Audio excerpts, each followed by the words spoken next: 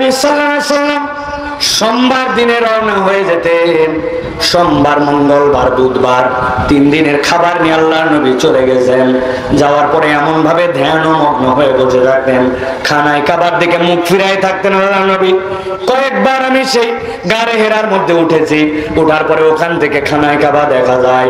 আল্লাহর নবী খানায় খাবার দিকে মুখ ফিরাই ফিরাইয়া এমন গভীর ধ্যান ও মগ্ন জীবন পার করতেন, ভুলে যেতেন খাবার কথা, তার 3 দিনের খাবার। হযরতে খাদিজাতুল কুবরা রাদিয়াল্লাহু তাআলা আনহা যখন তার বয়স 39 বছর, আর আল্লাহর নবীর বয়স 39 বছর, তার বয়স তখন 54 বছর।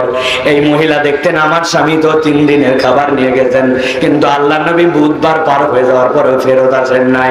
বৃহস্পতিবার যখন পার হয়ে যেত, তিনি আর সহ্য করতে পারতেন না। মক্কার এবড়ো পাহাড়ি পথ করে যে ওই 2600 ফিট উঁচুতে আল্লাহর নবীর কাছে খাবার গুলা পৌঁছায় দেওয়ার জন্য হাজির হয়ে যেতেন। দুনিয়ার যেই সকল ধান্দাবাজ ওই মিলাদের মধ্যে কেবলমাত্র জিলাপির লোভে লোভে আশেকের রাসূল সাজে, তাদের জন্য আশেকের রাসূলের শিক্ষা যদি নিতে হয়, খাদিজা রাদিয়াল্লাহু তাআলা আনহার জীবন থেকে আশেকের রাসূলের শিক্ষা নেওয়া লাগবে। হযরতে নবী আকরাম সাল্লাল্লাহু আলাইহি ওয়াসাল্লাম গভীর মনোযোগে খেয়াল করেন, 40 বছর বয়স হয়ে গেল। জিবরাইল আমিন তার কাছে চলে আসলেন। জিবরাইল আমিন আসার পরে তাকে বললেন, ইন্নী বুইসতু মিনাল্লাহি সুবহানাহু ওয়া তাআলা, আমি আল্লাহর পক্ষ থেকে আপনার কাছে এসেছি। আল্লাহ রাব্বুল আমিন আপনাকে নবুয়ত দান করেছেন। এখন আমি যা বলি আপনি আমার সাথে তাই বলেন। ইকরা, আল্লাহ নবীকে বললেন আপনি পাঠ করুন। নবীজির সাথে সাথে বললেন মা নবী করেন, আমি তো পড়তে জানি না। জিবরাইল আমিন আল্লাহ নবীকে বুকের সাথে জড়ায় ধরলেন, ধরার পরে আবার বললেন ইকরা, বললেন আমি তো পড়তে জানি না, মা নবী করেন। আল্লাহ নবীকে তৃতীয়বার যখন চাপ দিলেন, আল্লাহ নবীর জান যেন বেরিয়ে যাবে এরকম অবস্থা।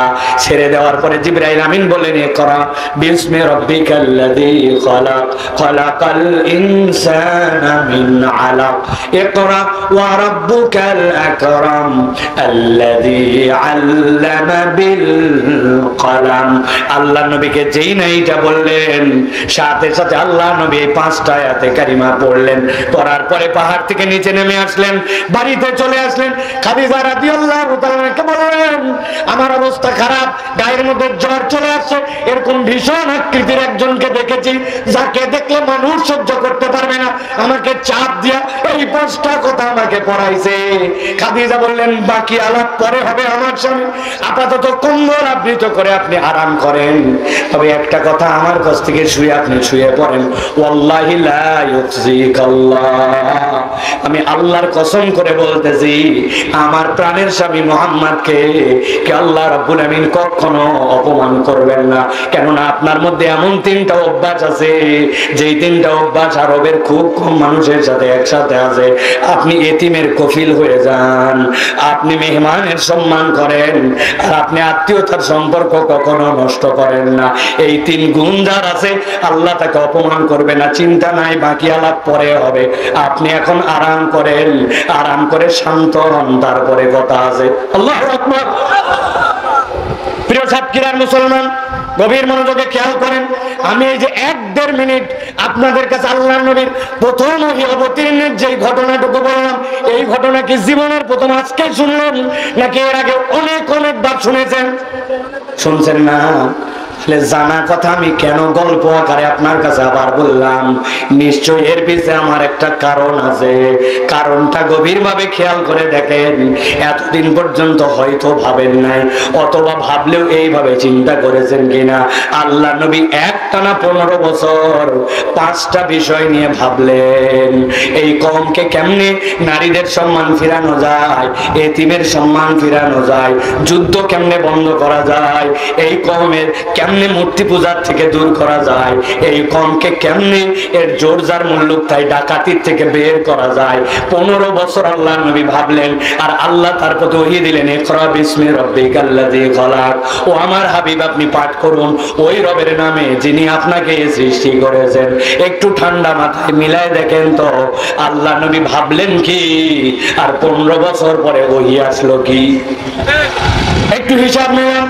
যদি আল্লাহ নবীর প্রতি ওহী আসতো, ও আমার হাবিব আপনাকে কৌশল বলে দেওয়া হচ্ছে, আপনি ডাকাতিটা এইভাবে বন্ধ করবেন, আপনি মূর্তি পূজার বিপক্ষে এইভাবে অবস্থান নেবেন, আপনার আমার বিবেচনায় বলে তাহলে বাস্তবতার সাথে মিল ছিল, ঠিক না?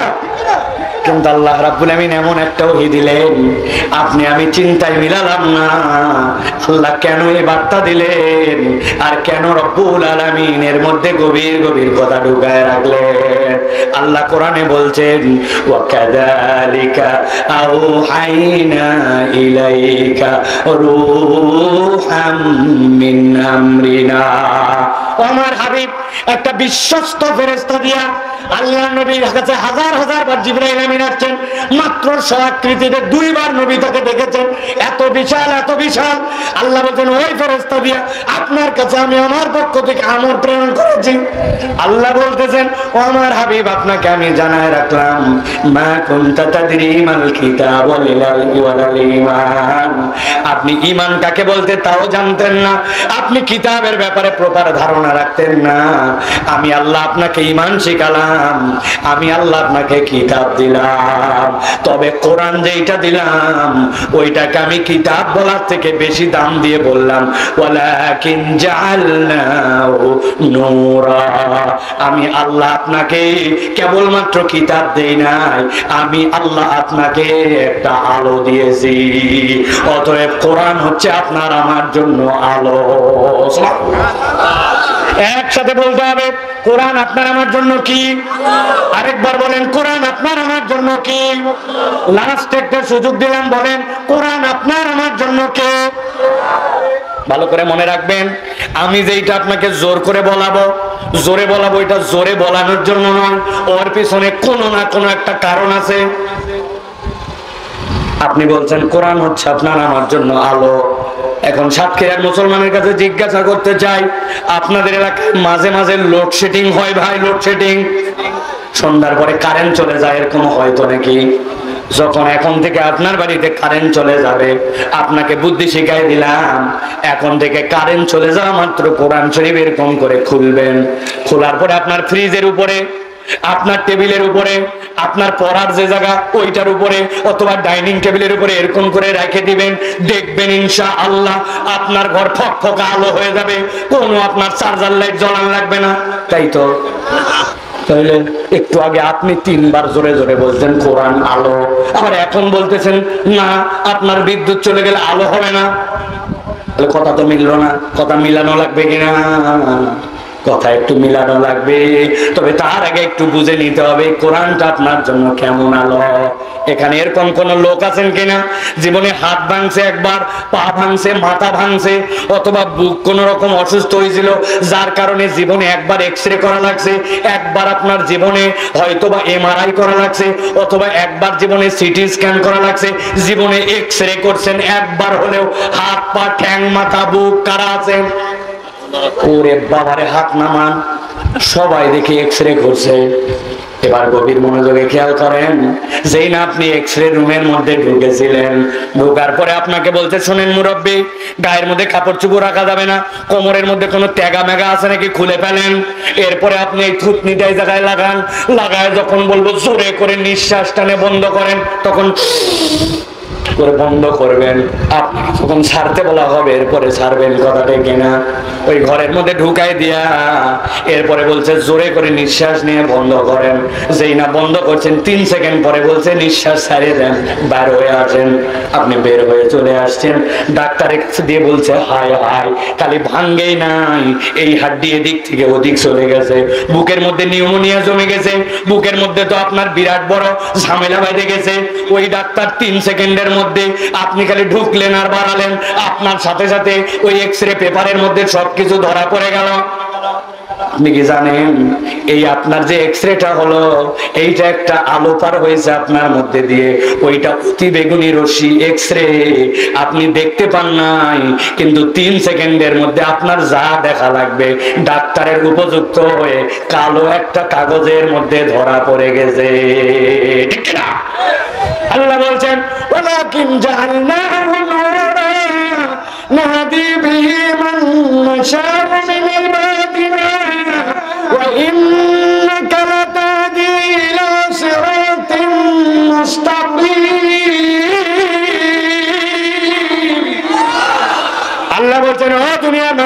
ভালো করে জেনে রাখো, আমি রব্বুল আমিন এই কোরআন ওই রকম বাহিরে আলো দেখতে পাবে না, কিন্তু এই কোরআন কেমন হিসাবে দিলাম। ও আমার হাবিব, আপনি 5টা বিষয় নিয়ে ভাবতেছিলেন কিয়ামত পর্যন্ত আর কোন কওমের মধ্যে নবী আসবে না, কিন্তু এই 5টা রোগ প্রত্যেকটা কওমের মধ্যে থাকবে। আছে কিনা? আন্দাজি বলছেন আছে। আপনি নারীর ইজ্জত কোথায় নাই মনে করতেছেন? সব জায়গায় বড় বড় ইজ্জত। আসার সময় শ্যামনগর বাজারে দেখলাম, বাজারের মধ্যে বিরাট বড় একটা সাইনবোর্ড, বগল কাটা এক মহিলা হাত এরকম করে দাঁড় করে রাখছে, ভুঁড়ি বার হয়ে আছে, তার বাম হাত দিয়ে জায়গায় টান দিছে, টান দিয়ে বলতেছে এই শীত থেকে বাঁচতে হলে, হাত ফাটা দূর করতে হলে এই ক্রিমটা লাগান। আর কথা বলেন, দেখছেন আপনারা মলমের বিজ্ঞাপন মহিলা দিয়ে দেখছেন? গরম থেকে বাঁচতে হলে, ঘামাচি থেকে বাঁচতে হলে বগল বের করে দিয়ে দেখাচ্ছে এই পাউডারটি লাগান। আছে না? আমি আপনাদের কাছে জিজ্ঞাসা করব, একটা মুখ বন্ধ রাখবেন না, উত্তর দিবেন তো। ওই ঘেরের মধ্যে গরমে আর শীতে মহিলা কাজ করে বেশি না সাতক্ষীরায় পুরুষ? ভ্যান চালায় কি মহিলা বেশি না পুরুষ? কথা বলেন না। মাঠের মধ্যে ধান লাগায় কি মহিলা নাকি পুরুষ? তাহলে ফাটার বিজ্ঞাপন আর ঘামাচির বিজ্ঞাপনে খালি মহিলা কেন? তার মানে বোঝা যায় ওই মহিলাকে বোঝাচ্ছে তুমি বিরাট স্বাধীন, বিরাট তোমার দাম বেড়ে গেছে। আসলে বাড়ে নাই, আগে ছিল অ্যানালগ, এখন ডিজিটাল ভাবে ওই মহিলাকে পুরুষের চোখ দিয়ে ধর্ষণ করাচ্ছে, ওই মহিলাকে বিক্রি করে দিছে, ওই মহিলাকে বাণিজ্যিক আইটেম বানিয়ে দিছে। মহিলা মনে করছে মর্যাদা বাড়ছে, আসলে মর্যাদা বাড়ে নাই, মহিলার ইজ্জত বলে আর কিছুই নাই। ঠিক কিনা? দামি দামি গাড়ি বিজ্ঞাপন লাগাইছে, মহিলাকে ল্যাংটা করে সামনে দাঁড় করায়া ইংরেজিতে বলছে লেটস ড্রাইভ হার, তাকে চালান। আসলে গাড়ি চালাবেন না মহিলা চালাবেন। মহিলা মনে করছে আমার বিরাট ইজ্জত, কিন্তু তার ইজ্জত বলে কিচ্ছু নাই। আপনি দেখতে পাচ্ছেন সমাজ আগাইছে, কিন্তু কোরআনের রং দিয়ে দেখলে দেখা যাবে নব্য জাহেলিয়াত আমাদের সমাজে ভর করছে। ঠিক কিনা? মুসলমানের মহিলা ঈদের দিনে সারা মাস রোজা রাখে, মাথার মধ্যে হিজাব পরে, ঈদের দিনে ল্যাংটা হয়ে বের হয়ে যায়, 2 পিস পরে 1 পিস পরে। আগে ওড়না দিত বুকে, এখন ওড়না গলায় দেয়, অনেক সময় ওড়নায় ব্যবহার করে না। ঠিক না? আল্লাহ রাব্বুল আমিন বলছেন এই জাহালত এক যুগে নয়, চলতেই থাকবে, জোর যার মুল্লুক তার। আপনি উদাহরণ আবার কোথায় খুঁজতে যান? সাতক্ষীরার মানুষের থেকে এটা ভালো কেউ জানে না, এমন কোন ঘর নাই যেই ঘরে তারা জুলুম দেয় নাই। মামলা হামলা ঢাকায় পালায় বেড়াইছে, নিজের বউ বাচ্চার মুখ দেখতে পায় নাই, ক্ষমতার দাপটে এমন কিছু করে নাই যেটা সাতক্ষীরার মানুষ ভোগ করছে, পুরা দেশের মানুষ এইটা অনুভব করতে পারবে না। ঠিক না? আমি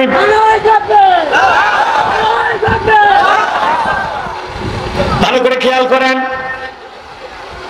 এই শীতের মধ্যে আমাকে মানুষজন কিছু টাকা দিছে, ওই টাকা নিয়ে আমি উত্তরবঙ্গে বিরাট শীত, ঠাকুরগাঁর দিকে কম্বল নিয়ে যাব। ঢাকা বঙ্গবাজার থেকে কম্বল কিনছি, কম্বল কিনে যেই না কাউরান বাজার পার হচ্ছি, ট্রাকের মধ্যে কম্বল সামনে বসে আছে। আমি অনেকদিন আগের ঘটনা, যেই না ট্রাকটা আমার ওই কাউরান বাজার পার হচ্ছে, একজন দৌড়ে এসে বলছে হুজুর মাল কি আপনার? আমি বললাম হ্যাঁ। পেছন থেকে তো কম্বল চুরি হয়ে যাচ্ছে, গাড়ি স্লো স্লো যায়, এই অবস্থায় কম্বল চুরি হচ্ছে। আমি বললাম ট্রাক আলারে বামে দাঁড়া, কোন বাপের বেটা চুরি করতেছে দেখ, আজকে খেলা দেখাবো। লাফ দে ট্রাকের থেকে নামছি, নামার পরে যাই দেখি পিছনে বস্তার মধ্যে ব্লেড মাইরা কম্বল কিছু নিয়ে দৌড়ায় চলে গেছে। আমিও চিন্তা করছি বেটা তোরও পায়ের জোর আছে, আমারও জোর আছে, আজকে তোরে ঠেলা দেখাবো। যদিও সাইজ দেখতেছেন চিকন চিকন, কিন্তু এটার ঝাল কিন্তু মারাত্মক। যেই না দৌড় দিছি, একজন এসে আমার জড়ায় ধরছে, ধরে বলতেছে ভাই যায়েন না। আমি বললাম তুই কি ওই চোরের সাথে লোক নাকি বলছে না হুজুর না, ভুল বুঝেন না, আপনাকে সেভ করার জন্য বলতেছি। আপনার 10 কম্বল নিয়ে গেছে ব্লেড মারে, কিন্তু ব্লেড কি আপনার কাছে জমা দিয়ে গেছে? ওর হাতে ব্লেড আছে, আপনি ধরতে গেলে এবার কম্বলের বদলে আপনার পেটে মারবে। ভয়ের ঠেলায় আমি আর আগালাম না। যে ঘটনা বলতেছে আপনার কাছে, এইটা 1450 বছর আগে মক্কা শরীফের ঘটনা। ঠিক, এটা মক্কা শরীফের ঘটনা। ভালো করে বোঝেন, আমি আপনার কাছে হিসাব মিলাই দিতে চাই। জাহেলিয়াত 1450 বছর আগে গেছে, কিন্তু এই জাহেলিয়াতের প্রত্যেকটা চ্যাপ্টার আপনার আমার সমাজে আছে, ঠিক না? আপনি কত দেখেছেন আসমানে পাখি উড়ে, আসমানের মধ্যে অনেক কিছু উড়ে, কিন্তু বোমার আঘাতে আসমানের মধ্যে মানুষ উড়ে। এইটা ফিলিস্তিনের এই মানুষগুলাকে গাজাতে বোমা মেরে মেরে তারা আমার ভাইকে আমার বোনকে এরকম ভাবে আসমানে উড়াই দিছে, ঠিক কিনা? যেই দিন আমার বাচ্চা সীমায় খাইদের দিন, ওই দিন বাপ তার বাচ্চাকে দাফন করবে। কাল্লাটা না, শরীরে এই জায়গায় কাটা একটা দাগ ছিল, ওইটা দেখে চিনতে পারছে এইটা তার মেয়ে। মাথা উড়ে চলে গেছে, বাপ কোলে করে বসে আছে, তার সন্তানকে কোথায় দাফন করবে জায়গা না। মিথ্যা মিথ্যা কথা বলে এরকম যুদ্ধ করে। ওইটা 1450 বছর আগের কথা নয়, বর্তমান বিশ্বে ওই ঘটনা চলমান, ঠিক না? আমার আল্লাহ বলছেন এই জন্য আপনি হাবিব 1 বছর 2 বছর নয় 15 বছর ভাবলেন, কিন্তু আপনাকে কি মাধ্যমটা আমি দিলাম? আল্লাহ বলতেছেন আমি আপনাকে দিলাম ইকরা বিসমি রাব্বিকাল্লাযী খলাক, খলাকাল ইনসানা মিন আলাক। যতদিন পর্যন্ত মানুষ তার রবকে না চিনতে পারবে, তার রবকে চেনার বিদ্যা দিয়া শিক্ষিত হতে পারবে না, ততদিন পর্যন্ত আপনি যত গল্প শোনান এগুলো একটাও কাজ দিবে না। সোনার বাংলাকে সোনার বাংলা করতে চাইলে কোরআনের হুকুম দিয়ে, আল্লাহ চিনানো বিদ্যা দিয়ে কোরআনওয়ালা বানায় তবেই পরিবর্তন করা লাগবে, ঠিক না? এর বাহিরে কোনো কায়দা নাই। তাছাড়া যত ডিজিটাল হবে তত বড় চোর হবে। কি বলছে? যত ডিজিটাল তত চোর। দেশে কোন রকম সিসি ক্যামেরার অভাব নাই, কিন্তু আগে ছিল চোর, এখন একটাও চোর নাই, সবগুলা এখন ডাকাত। আপনি ঠিক বললেও ঠিক, না বললেও ঠিক। আমি গেছিলাম পাসপোর্ট করার জন্য, আমার পাসপোর্টের মেয়াদ শেষ। 6 মাসের মেয়াদ না থাকলে পৃথিবীর কোন দেশের ভিসা দেয় না। জাপানে যেতে হবে, আমার ইমিডিয়েট ভিসার জন্য রেডি করতে হবে পাসপোর্ট। পাসপোর্ট অফিসে যাওয়ার আগে একজন বলছে হুজুর দিন দুনিয়া খারাপ, যাওয়ার আগে কিন্তু প্রস্তুতি নিয়ে যায়েন। আমি চিন্তা করছি ওখানে যাবো আমাকে সই করা লাগবে, এই জন্য কলম নিতে বলছে। আমি 2টা কলম নিয়েছি পকেটে, রেড লিপ। তাই নাকি? জি না, আপনিও ভাত খান আমিও ভাত খাই। ওই লোক যা বলছে আমি সেই অনুযায়ী প্রস্তুতি নিয়েছি। খুচরা 1000, আলাদা 500, যাতে বান্ডিলে হাত দেওয়া না লাগে, যখন যেভাবে লাগে তখন ব্যবহার করা যায়। নিয়ে যাওয়ার পরে অফিস দোতলায়, দোতলায় আমার খালি ঘুরায় আর ঘুরায়, টাকাও খায় না, কাজও করে না, কি ঝামেলা। বলতেও পারতেছি না ডাইরেক্ট আমি টাকা দিব, ইজ্জত থাকে নাকি? জুলুমের শিকার হলে তবেই দিব, কিন্তু কাজও করে না, খালি ঘুরায়, এই টেবিল ওই টেবিল, এখানে সেখানে। সমস্যা তো ঝামেলায় বেঁধে গেছে আমার। প্রস্তুতিও খায় না, কাজও করে না। অনেকক্ষণ পরে আমাকে বলতেছে হুজুর নিচতলায় চলেন। দোতলার থেকে যেই না নিচতলায় আসতেছি, একটা সিঁড়ি, এরপরে একটা ল্যান্ডিং, তারপরে আবার একটা সিঁড়ি। এক সিঁড়ির ধাপ পার করে ওই যে মধ্যে যে জায়গায় দাঁড়ানো লাগে ওই জায়গায় বলতে হুজুর থামেন, টাকা বের করেন। আমার মেজাজ গেছে আগুন হয়ে। বলে মেয়ে ব্যাক কর, লক্ষ্য থাকার এই মাল নিয়ে কখন থেকে উপরে ঘুরতেছি, তুমি সারা দেশ ঘুরাইয়া এই জায়গায় নিয়ে এসে মাল খাওয়ার জন্য, কি ব্যাপার? জানি ভাই আগে নিলে না কেন? হুজুর রাগ করেন না, এই বিল্ডিংটি সিসি ক্যামেরা নিয়ন্ত্রিত। আমরা বড় মনিটরে চেক করে দেখছি বিল্ডিং এর সব জায়গা মনিটরে ধরে, তাহলে এই জায়গাটা ধরে না। যেই জায়গা ধরে না ওই জায়গাতে টাকা খায়। তার মানে বোঝা যায় এই সিসি ক্যামেরা প্রকৃতার্থে দেশের দুর্নীতি দূর করতে পারবে না, ঠিক না? ওই লোকের মধ্যে যদি একটা বোধ থাকতো, কিরামান কাতিবিনা ইয়ালামুনা মা তাফআলুন, يعملون ওই লোক যদি জানতো দুইটা ফেরেশতা আছে যারা রাত নাই দিন নাই লোডশেডিং নাই আলো নাই সিসি ক্যামেরা নাই দোতলা নাই নিচতলা নাই সিঁড়ি নাই ল্যান্ডিং নাই কম্বলের ভিতর নাই বাথরুম নাই সবকিছু তোমার জন্য লেখে এই ভয় তার অন্তরে আছে সাথে সাথে আরেকটা ভয় আছে শয়তান যদি প্ররোচনা করে খারাপ কাজ করায় ধরা পড়লে আল্লাহর আইনে হাতও কাটা যাবে 2 নম্বর বারে ধরা পড়লে বিল আকস 1 হাত কাটা যাবে 1 পা কাটা যাবে এরপরে ধরা পড়লে 4 হাত কাটা যাবে ওই ভয় আছে আইনের আবার আল্লাহর ভয় আছে অন্তরে এই দুইটা যদি সমন্বয় হয় তাহলে 3 বছরের মধ্যে এই দেশ থেকে 90% দুর্নীতি দূর করা সম্ভব কথা বলেন ঠিক কি না আমার কথা নয় আল্লাহ বলছেন ওয়ালাকিন জাআলনাহু নূরা নাহদি বিমান নাশাউ মিন ইবাদিনা ওয়া ইন্নাকা লাতাহদি ইলা সিরাতিন মুস্তাকিম আল্লাহ বলছেন ও দুনিয়ার মানুষ আমি আল্লাহ আপনাকে জানালাম ও আমার হাবিব আপনি যে বিষয়গুলি ভাবলেন 1 বছর 2 বছর নয় 40 বছর পর্যন্ত আমি আল্লাহ বললাম এমন নূর দিলাম এমন আলো দিলাম ওইটা আপনার জন্য এমন নিয়ামত ওইটার আলো দিয়া আল্লাহ যাকে ইচ্ছা ইবাদের মধ্যে থেকে বান্দার মধ্যে থেকে পথ দেখায় দিবেন ওয়া ইন্নাকা লাতাহদি ইলা সিরাতিম মুস্তাকিম আর কোরআনের রাস্তাটাই একমাত্র সিরাতে মুস্তাকিম কোরআন ছাড়া সরল সঠিক কোন রাস্তা আল্লাহর কাছে কবুল নয় ঠিক না তাহলে প্রথম পর্বের কথা কি আপনারা বুঝতে পেরেছেন যে আপনার আমার বাঁচার পর আপনার আমার পারিবারিক মুক্তি অর্থনৈতিক মুক্তি সামাজিক নিরাপত্তা আপনার আমার যত ধরনের সমস্যা দূর করতে চান কোরআনুল কারীমের আল্লাহর দেওয়া শিক্ষা ছাড়া এটা সম্ভব আপনারা কি আমার কথার সাথে একমত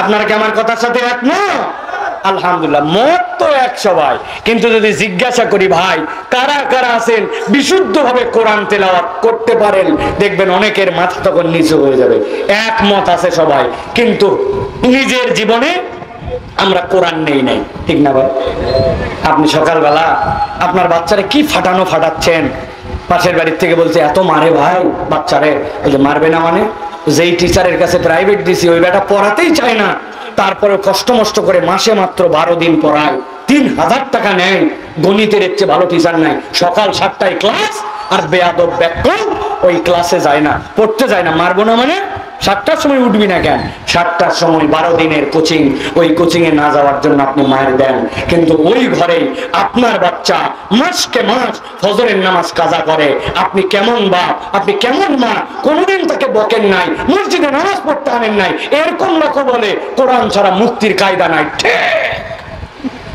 আছে কিনা কথা বলেন কিছু কথা আপনার আমার কাঁধের মধ্যে যাচ্ছে এই জন্য ভালো লাগতেছে না আমার এই জন্য প্রিয় ভাইয়েরা আগে নিজেদের জীবনে এই কোরআনকে গ্রহণ করার মেন্টালিটি নিতে হবে আগে নিজের জীবনে ইনস্টল করা লাগবে কোরআন কোরআনের মতো রেডি আছে কিন্তু আমরা মলম দিচ্ছি না জায়গা মতো বলছে মলম দিব মানে এই কোরআন আপনার জন্য উপযুক্ত কিন্তু আমরা এই কোরআনকে গ্রহণ করি নাই এখন আমাদের বাংলাদেশে একটা কমন ডায়লগ এত ওয়াজ হুজুর যাই কোথায় ওয়াজে তো কাজ হয় না আগের মানুষ আগের মতোই রয়ে যায় এত মাহফিল করে কি লাভ এরকম কথা মানুষ আস্তে আস্তে বলে কিনা ভাই বলেন কিনা আপনারা আমি বলি ভাই এক লোক অসুস্থ হয়েছিল আম গাছের পড়ে পায়ের মধ্যে আঘাত লাগছে ডাক্তার ওষুধপত্র দিয়ে বলছে মলম দিলাম যেখানে লাগছে ওখানে লাগাবেন 3 দিন পরে ওই লোক আবার ডাক্তারের কাছে গেছে ভ্যানে করে এত মোটা হয়ে গেছে পা বলছে ডাক্তার বাঁচি না আর আপনার মলম কাজ করতেছে না পা দেখেন কি অবস্থা করে মলম লাগান নাই বলে লাগাবো না মানে যাতাই কষ্ট